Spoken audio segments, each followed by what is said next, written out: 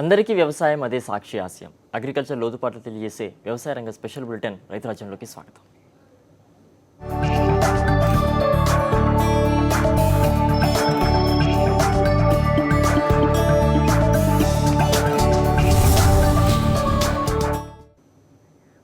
ఈసారి ఆ రైతులకు దీపావళి లేదు. హుదూదు మిగిల్చిన గాయాలు అన్నదాతల జీవితాల్లో చీకట్లు మిగిల్చాయి.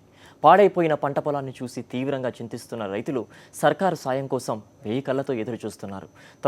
తొందరగా తమను ఆదుకోవాలని వారు వేడుకుంటున్నారు.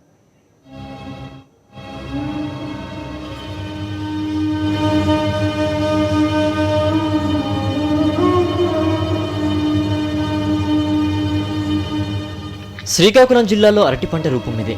హుదూదు తుపాను దాటికి ఇలా తయారైంది. ఈ విధ్వంసాన్ని నుండి రైతు కోలుకోవడానికి ఎంతకాలం పడుతుంది?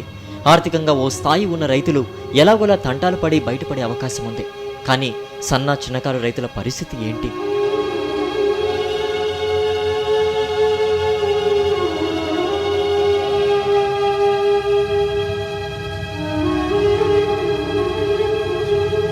నాటికి వారి జీవితాల్లో ఎలాంటి వెలుగులు లేవు. అంతా చీకటే. ఈ చీకటి ఎంతకాలం ఉంటుంది? ఇలాంటి ప్రశ్నలే ఇప్పుడు అన్నదాతల కళ్ళ ముందు గిర్రిన తిరుగుతున్నాయి. చెప్పండి అయ్యా, మీరు పెద్ద అయిన వయసు, మీకు చాలా అనుభవం ఉంటుంది. ఇప్పుడున్న పరిస్థితుల్లో మరలా రైతు కోలుకోవాలంటే ఎంతకాలం పడుతుంది? రైతు కూలుకోవాలంటే 5 సంవత్సరాలు పడుతుంది. 5 సంవత్సరాలు పడుతుంది రైతు కూలుకోవాలంటే. ఏటి లేదు కదా, మరి రెండో పంట వేస్తే మదుపు లేదు కదా. ఇది కానీ మామిడి కానీ ఒర్రి కానీ ఇదేది అరటి కానీ ఏటి పనికిరాదు. ఇరిగిపోయిన కాడికి ఇరిగిపోయి నేల పడిపోయింది. మరి ఇంకేటి పనుకోద్ది. అది తిరిగి వ్యవసాయం పెట్టాలంటే 3 మాసాలు వాడాలి. 3 మాసాలు ఉండాలంటే మదుపు ఉండాలి. మదుపు విషయానికి వచ్చినట్టయితే అసలు మొన్నేమో బ్యాంకు లోన్లు ఇచ్చాయా మీకు? ఖరీఫ్ లోన్లు మాకు ఖరీఫ్ లోన్లు ఏది ఇవ్వలేదు. మరి ఇప్పుడు పరిస్థితి ఏంటి? మరలా ఇప్పుడు ఎవడు డబ్బు ఉన్నాడు, ఎవడు పెడతాడు, డబ్బు లేడు పాల్గొంటాడు. మరి ఇంకంతే పరిస్థితి. మరి ఇంకేంటి పరిస్థితి? లోన్లు ఇవ్వటం ఆ ఖరీఫ్ టైంలో ఎందుకు మీకు లోన్లు ఇవ్వలేదు బ్యాంకులు? మాకు లోన్లు ఎందుకు ఇవ్వలేదు ఖరీఫ్ టైంలో? ఖరీఫ్ టైంలో ఇది మాఫీ ఇస్తామన్నారు. ఆ మాఫీకి ఎలా జరుగుతుందో ఇంకా ఆలోచించి పెడతాను. మాఫీ వల్ల లోన్ రాలేదా? మాఫీ వల్లే. మరి ఇప్పుడు ఈ తుఫాన్ నష్టం ఎంత ఉంటుందని అనుకుంటున్నారు? అధికారులు వేసే లెక్క మీకు వచ్చిన నష్టం ఎలా ఉండబోతోంది? మాకు ఎంత ఉంటుంది? ఉంటుంది ఎకరా 25,000 20,000 పెట్టుబడి పెట్టాం, అదే నష్టం వస్తుంది. మరి ఇంకే అధికారులు ఎంత ఇచ్చావు? ఎప్పుడు ఇస్తారేటి? అప్పుడు ఇస్తాడు. దెబ్బతైలు ఇంకా రాలేదు. ఆడు ఏటి ఇచ్చేస్తాడు, అధికారి ఏటి ఇచ్చేస్తాడు. ప్రకృతి వైపరీత్యాల నుండి పంటలను కాపాడుకోలేం. వాతావరణంలో సంభవించే అనూహ్య మార్పులు ఎప్పుడు ఎలా ఉంటాయో ఊహించి ప్రాణ నష్టాన్ని తగ్గించగలిగామే కానీ పంటలను మాత్రం రక్షించుకోలేకపోయాం. ఈ విషయం అందరికంటే రైతులకు బాగా తెలుసు. హుదూదు తుపాను చేసిన గాయాల కంటే ఇప్పుడు ఈ రైతులు అమితంగా బాధపెడుతున్నదే సర్కారు నిర్లక్ష్యమే. రైతు వ్యతిరేక సర్కారు కార్యక్రమాలతో విధ్వంసం బారిన పడుతున్న వ్యవసాయానికి ఇప్పుడు కావాల్సింది ప్రభుత్వపరమైన భరోసా, సకాలంలో అందే ఆర్థిక సాయం. అప్పుడే వారి జీవితాల్లో దీపావళి వెలుగులు కనిపిస్తాయి. యుగంధర్, సాక్షి న్యూస్, శ్రీకాకుళం జిల్లా.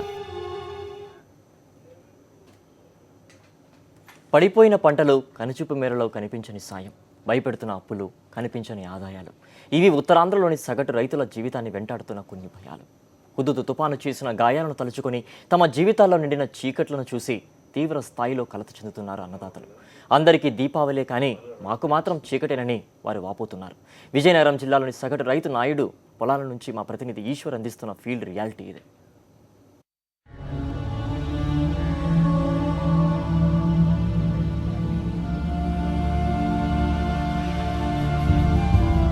మరొక 20 రోజుల్లో పంట చేతికొస్తున్న పరిస్థితుల్లో ఒక్క అరటి చెట్టు కూడా నిలుచొని గెల ఇచ్చే పరిస్థితి లేకపోవడంతో అరటి రైతులు పూర్తిగా కుదేలయ్యారు. ప్రస్తుతం మనం రామవరం పంచాయతీకి సంబంధించి నాయుడు చెరుకు అరటితో పాటు ఇక్కడ అరటి పంటను కౌలుకి తీసుకొని చేస్తున్నటువంటి పరిస్థితి. తాము చేపడుతున్న అరటి పంటకు సంబంధించి ఏ మేరకు నష్టాల పాలయ్యారు, ఇప్పుడు తమ భవిష్యత్తు ఏంటో తెలియక అగమ్య గోచరంగా ఉన్నటువంటి నాయుడు కుటుంబాన్ని నాయుడు భార్య సింహాచలం అడిగి తీసుకునే ప్రయత్నం చేద్దాం. ఒకసారి చెప్పండి. మొత్తం 6 ఎకరాలు తీసుకున్నామండి. 4 ఎకరాలు అంటి తోట వేసాం, 2 ఎకరాలు వరిసేను వేసాం. ఇంకా అది ఏమవుతుందో తెలియదు. ఇది మాత్రం ఇప్పుడు ప్రస్తుతానికి మాకు రూపాయి రాకుండా భూమి పని అయిపోయింది. అప్పులు ఓడిసి 2 లక్షల రూపాయలు పెట్టామండి భూమి మీద. అది తల్లు పిల్లం గవర్నమెంట్ ఎడతాను అప్పులు సప్పులు చేసి రూపాయి ఏదండి కౌలుకే అండి. మా సొంతదైతే ఏ బాధలేని పడదాం, మనం ఇంకొకరి కాడ బతికిన వాళ్ళమండి. అది అతనైతే ఈ అప్పుల నుంచి మనం చచ్చిపోతానంటే ఎలాగో నాకు కూలీనాలు చేసి బతుకుతాం పెంచుతామో ఎందుకు చచ్చిపోవడం ఊళ్ళు కాలు పట్టుకుందాం సమాధానం చెప్దామని అలాగా నిలబెట్టానండి. ఇప్పుడు అరటి పంట ఏ దశలో ఉంది, ఇంకా ఎన్ని రోజులు పోతే కోతకు వచ్చే పరిస్థితి ఉందమ్మా? 20 రోజుల్లోనైతే మా పంటకు వచ్చిన పని అంతా అయిపోయి ఏటినేది ఇప్పుడు మొత్తం ఏడు ఆకు కూడా పనిచేయదండి, ఒక్క పిసర కూడా పనిచేయదండి. అది ఏడు చేస్తాం మా కరంబా చాలక ఇలాగపోయి ఎలాగో నాకు బతుకుతామనే మరి దేవుడు ఆ టైం చేశాడు. అది 4 ఎకరాలు వేస్ట్గా పోయిందండి. అది కూడా చూడండి, మీరే చూడండి.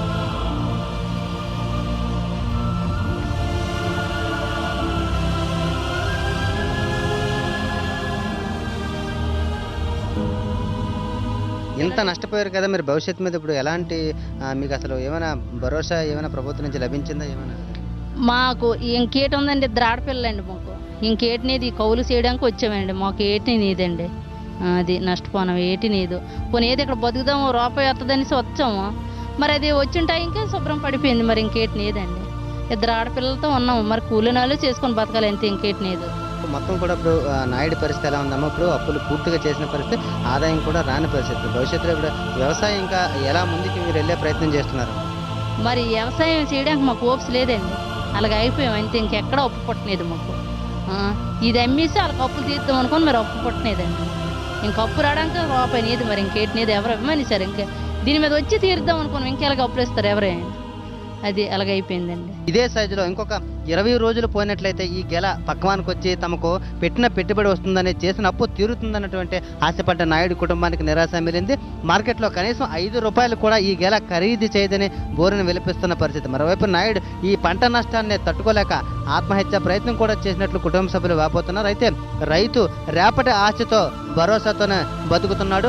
ఒక్క చెట్టు కూడా 4 ఎకరాలకు సంబంధించి సుమారు 2400 అరటి మొక్కలు ఒక్కడు కూడా మిగిలినటువంటి పరిస్థితి. తుఫాను తీవ్రతకు పూర్తిగా నాశనమైనటువంటి అరటి పంటను చూసి కుటుంబం మొత్తం తలడిల్లిపోతుంది. ఇద్దరు ఆడపిల్లల చదువులు, పెళ్లిళ్ళు, భవిష్యత్తు పట్ల ఎలాంటి నమ్మకం చూపించాలో కూడా, ఆశ ఎలా పెట్టుకోవాలో కూడా తెలియనటువంటి దిగాల స్థితిలో నాయుడు కుటుంబం ఉంది.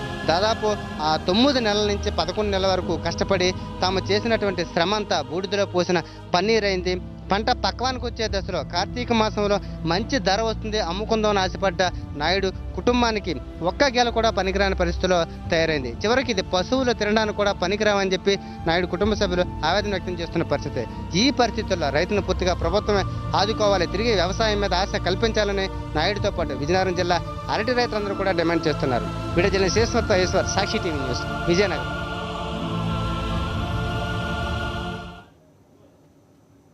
దేశమంతా దీపావళి సంబరాల్లో మునిగిపోయింది. రైమంటూ ఆకాశం వైపు దూసుకుపోతున్న తారాజువ్వలు, చిటపటమంటూ వెలుగులు విరజిమ్ముతున్న చిచ్చుబుడ్డిలతో పట్టణాలు, నగరాలు వెలిగిపోతున్నాయి. కానీ ఆ గ్రామాలు మాత్రం ఈ సందడికి దూరంగా ఉన్నాయి. అక్కడి వారెవరిని కదిలించినా నిర్వేదమే కనిపిస్తోంది.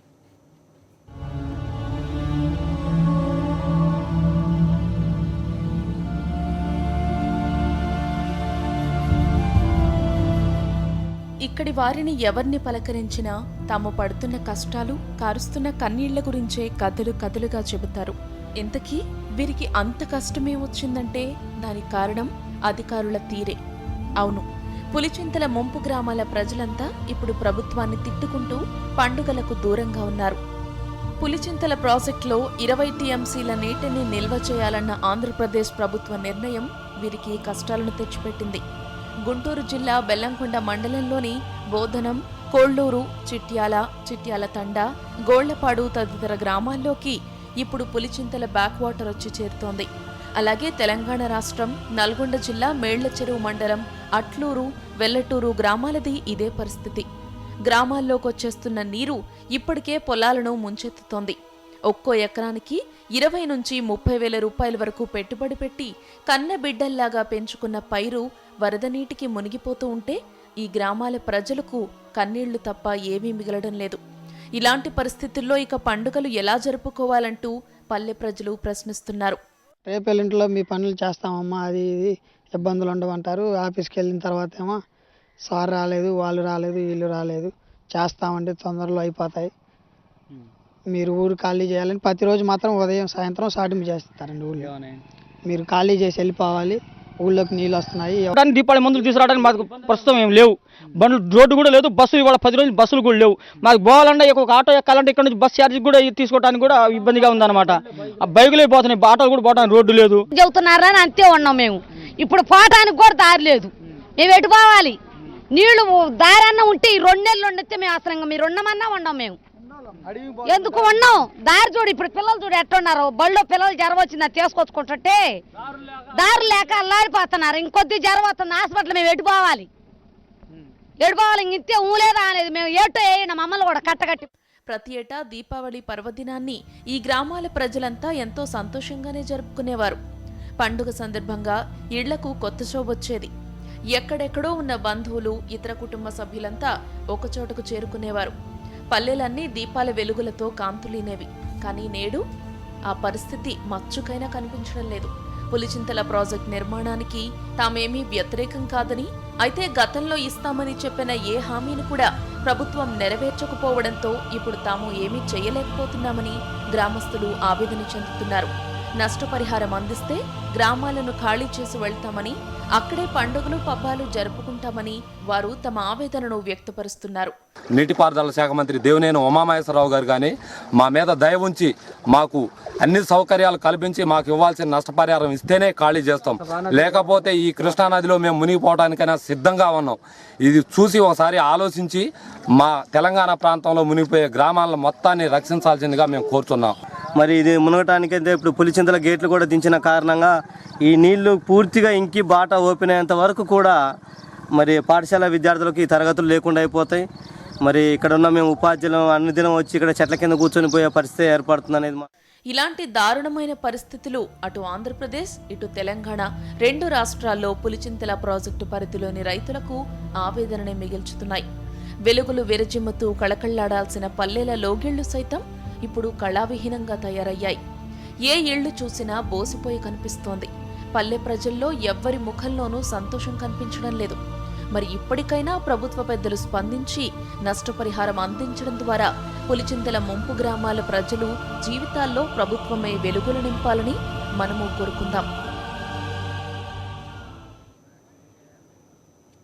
ఇది ఇవాళ రైతు రాజ్యం. తిరిగి రేపటి రైతు రాజ్యంలో మళ్ళీ కలుద్దాం.